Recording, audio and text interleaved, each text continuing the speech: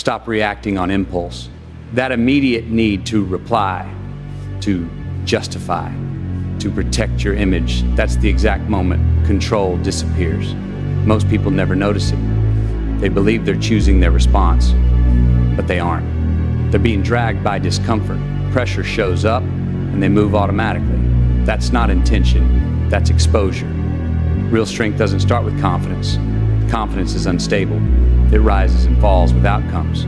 Strength starts with restraint, the capacity to stay still when something inside you demands motion, the ability to remain composed while pressure presses against who you think you are. This is where most men fail without ever realizing it. Watch them when they're tested.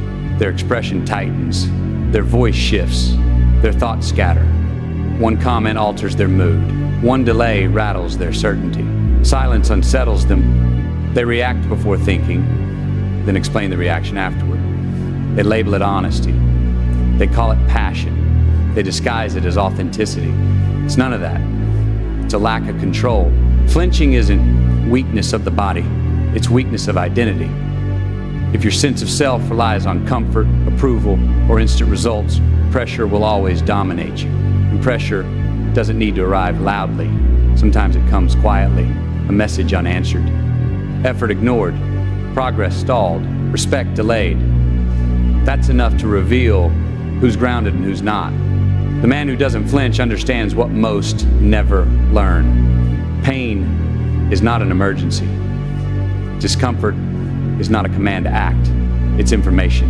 And information only becomes useful if you stay still long enough to read it. Most people don't. They rush to escape the feeling. They distract themselves. They talk, they complain, they scroll, they react, and every reaction is a surrender. The moment you react emotionally, you hand control to whatever triggered you. You allow the situation to dictate your timing, your words, your energy. The man who doesn't flinch rejects that exchange. He allows pressure to exist without rushing to eliminate it. He doesn't confuse relief with resolution. This is where identity is exposed. Not in what you claim to be, but in what remains when pressure arrives and no one is watching. Pain strips false identity quickly. It reveals who was performing strength and who actually built it. That's why discomfort is avoided. Not because it hurts, but because it tells the truth. If you feel compelled to escape discomfort, that impulse is the weakness. If you feel the need to explain yourself, that need is the weakness. If you feel forced to respond immediately, that urgency is the weakness. Control doesn't begin when you feel calm. It begins when you stop chasing comfort. Composure isn't something you think yourself into. You don't reason your way into calm. You train it. You build it by staying present while your instincts beg you to move, while your ego demands response, while your emotions crave release. You stay. The man who doesn't flinch has been here before. He's been misunderstood. He's been doubted. He's been tested. And each time, he chose stillness over reaction. Not silence out of fear, silence because nothing needed proving. Pain no longer rushes him, because pain no longer defines him. Silence is misunderstood. Most people associate silence with avoidance or weakness. They're wrong. Silence is what remains when emotion stops demanding expression. When you stop reacting, something uncomfortable happens. You're left alone with your thoughts. No noise, no validation, no instant relief. This is where most people break. They fill the space with distraction, with movement, with talking, with stimulation, anything to avoid sitting with themselves. But discipline is built in that space. Discipline isn't intensity. It's consistency under boredom, under isolation, under invisibility. The man who doesn't flinch doesn't depend on motivation. Motivation is emotional, and emotions fluctuate. He relies on structure. Structure removes negotiation. He moves when nothing feels exciting. He stays focused when no one is watching. He keeps standards even when lowering them would be easier. When you stop reacting like everyone else, you stop blending in. When you stop explaining yourself, people stop feeling comfortable around you. When you stop chasing validation, it stops arriving. Loneliness isn't the absence of people, it's the absence of noise. and most people can't tolerate that silence. They'd rather stay surrounded and unstable than alone and controlled. But loneliness sharpens you. It forces you to confront your impulses, your impatience, your insecurity. You either learn to command yourself or you retreat back into distraction. The man who doesn't flinch chooses command. He doesn't rush conversations. He doesn't overshare. He doesn't look for reassurance. He lets silence do the work. Because silence exposes power. People feel it before they understand it. They sense when someone isn't racing to fill space. They notice when reactions don't arrive on schedule. Silence unsettles them because it removes leverage. Most people rely on predictable responses. When you don't give them one, they start adjusting, not consciously, but instinctively. A man who's comfortable in silence is hard to manipulate, hard to provoke, hard to rush. He doesn't need to dominate conversations. He doesn't need to assert himself loudly. His restraint speaks for him. While others escalate, he observes. While others explain, he listens. While others seek approval, he decides. This creates a presence heavier than words. Dominance is misunderstood. People mistake it for aggression, volume, intensity. That's not dominance, that's instability. Aggression is loud because it's insecure. It demands reaction. Real dominance is calm, staying steady while others lose control. It's waiting while others rush. It's moving only when alignment is clear. The man who doesn't flinch understands a simple truth. Whoever controls their reaction controls the situation. Not instantly, not dramatically. Over time, control compounds quietly. While others burn energy reacting to every stimulus, he preserves his. He treats attention like currency. He doesn't spend it on disrespect, confusion, or chaos. He doesn't argue with noise. He doesn't negotiate with urgency. He doesn't explain himself to feel relief. Silence conserves energy. Observation conserves energy. Non-reaction preserves clarity. That clarity becomes surplus. While others are drained by drama, he remains steady. While others are mentally cluttered, he stays clean. And when he does engage, it's deliberate. When he speaks, it's precise. When he acts, it's effective. Not everyone likes this. Some people feel exposed around it. Emotional people rely on reaction. When they don't get it, they lose footing. They push harder. They test boundaries. They escalate. And when nothing moves, they recalibrate, not because they were instructed, but because stability forces adjustment. This is quiet authority. It's never announced. It's recognized. Over time, something changes. People stop testing you, not because you're aggressive, but because you're unmoved. They push less when reactions disappear. They rush less when urgency fails. Respect forms without explanation. Distance creates this. Distance between stimulus and response. Distance between insult and reaction. Distance between expectation and decision. That distance feels threatening to people who rely on emotion to control outcomes. Your calm disrupts their patterns. They can't read you. They can't provoke clarity from you, so they slow down. Patience stops being passive here. It becomes dominant. When you don't react, others begin reacting to you. They wonder why you're not chasing, why you're not explaining, why you're not adjusting to their timeline. And without saying anything, you gain leverage. Because whoever feels less urgency controls the exchange. Respect isn't demanded, it emerges, and it always forms around control. Most people confuse movement with progress. When things get quiet, they panic. When results delay, they doubt themselves. When recognition doesn't arrive, they start broadcasting their worth. They talk more, they post more, they push harder, they bleed energy. The man who doesn't flinch understands something different. Time is pressure's real test. Anyone can stay composed for a moment. Very few can remain steady for weeks, months, years, without visible results. That's where most fail, not because the work is hard, but because the silence is long. He doesn't reshape his identity around short-term outcomes. He doesn't assume quiet means failure. He keeps moving at the same pace. Not fast, not slow, consistent. That consistency unsettles people. It reveals who was serious and who was emotional. Most people only perform when rewarded. Remove validation and they disappear. The unflinching man doesn't speed up when ignored. He doesn't slow down when praised. He keeps rhythm. Pressure tries to provoke urgency. Urgency tries to force mistakes. He refuses both. This is where discipline deepens. Discipline is not intensity. Intensity spikes and collapses. Discipline is quiet, repetitive, uncelebrated. It's showing up when nothing feels rewarding, when no one is watching, when recognition never comes.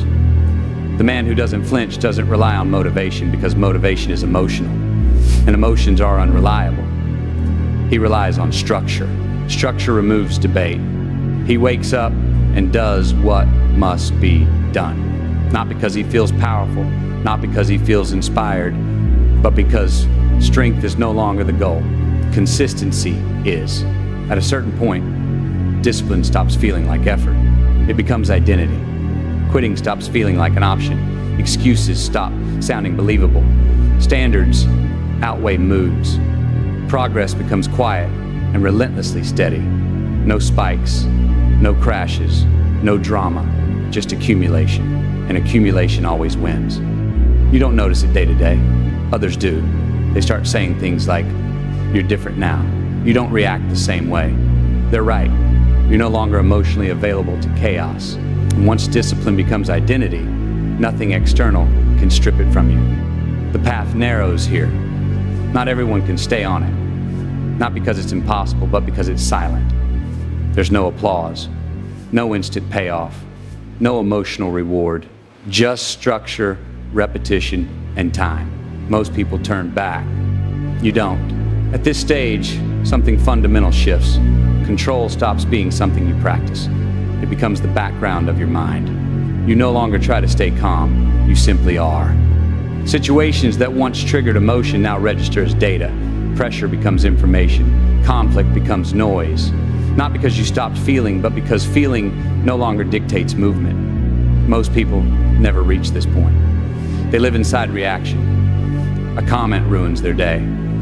A delay frustrates them. A challenge provokes them. A setback derails them. They're constantly responding, constantly adjusting themselves to whatever touched them last. You aren't. You pause, and that pause changes everything. In that pause, you see options they don't. In that pause, you retain leverage. In that pause, you remain intact. Control isn't domination, it's containment. You contain impulses, you contain urgency, you contain anger. And because you contain yourself, nothing external spills into you. This is why silence starts to feel natural. Not forced, not calculated, natural. You stop explaining yourself because explanation is no longer necessary. You stop correcting people because misunderstanding doesn't threaten you. You stop chasing clarity from others because you already possess it internally. Most people are loud because they're uncertain. They speak to reassure themselves. They react to confirm their existence. You don't need that anymore. Your certainty is internal, and that internal certainty creates a calm surface even when pressure builds underneath. People misread this. They assume you don't care. They think you're detached. They think you're cold. They're wrong. You care selectively. You engage deliberately. You act decisively. Everything else is silence. This is where discipline evolves. It's no longer just routines and schedules. It becomes behavioral restraint. You don't say everything you think. You don't act on every impulse. You don't pursue every opportunity. You filter. That filtering sharpens identity. You feel grounded, not tense, not aggressive, stable. You start noticing how little reaction is required to maintain control. You notice how often silence wins without effort. You notice how frequently others fill gaps when you don't. This is psychological strength. It doesn't show up in speeches or arguments. It shows up in presence. You move slower. You speak less. You listen more. Not because you lack confidence, but because you don't need to broadcast it. And slowly, the world adjusts. Conversations soften. People choose words more carefully. Energy lowers when you enter a room, not because you demand it, because your calm sets the ceiling. Pressure exposes everything. Most people collapse inward when pressure arrives. They talk faster, they move harder, they justify, explain, defend. They leak energy. The man who doesn't flinch does the opposite. Pressure compresses him. His words shorten, his movements slow, his attention sharpens. He understands pressure isn't an emergency, it's a test of structure. When chaos appears, he doesn't rush to restore comfort. He allows discomfort to exist without reacting to it. That alone separates him. The world is designed to provoke reaction. Deadlines provoke urgency. Conflict provokes defense. Uncertainty provokes anxiety. He denies all three their reward. He stays still long enough to see clearly, and clarity always outperforms speed. This is where authority forms quietly, not authority over others, but authority over impulse. He doesn't let irritation choose his words. He doesn't let stress choose his timing. He doesn't let fear choose his direction. Most people act to escape pressure. He acts to resolve it. That difference compounds. Pressure becomes familiar. He recognizes the sensation, the tightening chest, the silence before decisions matter. And because he stood there before, he doesn't panic, he stays. Staying is power. People sense this even when nothing is said. They notice that you don't rush when they rush, that you don't escalate when they escalate, that you don't react when reaction is expected. That absence unsettles them. Emotional people depend on reaction. When it doesn't arrive, they lose balance. You don't mirror chaos. You absorb it. Restraint is misunderstood. To those who don't understand control, stillness looks like inaction. They don't see the discipline required to wait while ego demands response. You do, so you wait. You let time expose truth. You let impatience reveal intent. And when you finally move, it's clean. No apology, no justification, no emotional residue, just action. This is why the man who doesn't flinch is rarely rushed into mistakes. He doesn't chase urgency. He allows urgency to burn itself out. While others speak too soon, he listens. While others act too early, he observes. While others demand answers, he stays silent until clarity arrives. That silence is an emptiness. It's compression. Energy stored, not wasted. And when released, it carries weight. Most people believe authority comes from volume, from speaking louder, pushing harder, asserting more. That's performance. Real authority is quieter. It doesn't announce itself. It doesn't compete for attention. It stabilizes rooms instead of controlling them. By the time others realize what you've become, the work is already done. You don't need revenge. You don't need validation. You don't need urgency. Reaction becomes optional. Silence becomes strength. Control becomes permanent. Pressure still appears. Conflict still shows up. Delay still tests you, but none of it moves you the way it used to. You don't tighten. You don't rush. You don't leak energy. You observe. You decide. You act when alignment is clear. Most people never experience this state. They live in constant response. One comment derails them. One delay irritates them. One challenge provokes them. One setback knocks them off course. They are always adjusting themselves to whatever touched them last. You aren't. You remain intact. Control now lives beneath the surface. It's no longer effort. It's default. Silence feels natural. Patience feels grounded. Movement feels deliberate. You no longer feel the urge to prove, to explain, to justify. You let misunderstanding pass. You let noise fade. People misinterpret this calm. They assume distance. They assume indifference. They assume coldness. They're wrong. You feel deeply, you just don't let feeling dictate movement. That distinction changes everything. This is where discipline completes its evolution. It's no longer something you practice. It's something you are. Your standards don't fluctuate. Your behavior doesn't spike. Your pace doesn't change based on emotion. You operate from alignment, not reaction. You speak when it matters. You move when it counts. You stay silent when others panic. The world doesn't rush you anymore. Deadlines lose their grip. Conflict loses its leverage. Chaos loses its audience. You don't resist pressure, you neutralize it by refusing to feed it. This is composure under load. This is restraint under tension. This is clarity under noise. And it's rare, not because it's complicated, but because it requires patience most people don't have. It requires silence most people fear. It requires consistency most people abandon when rewards disappear. You stayed, that's why you don't flinch. And because you don't flinch, nothing in this world can provoke you, hurry you, or pull you off course again.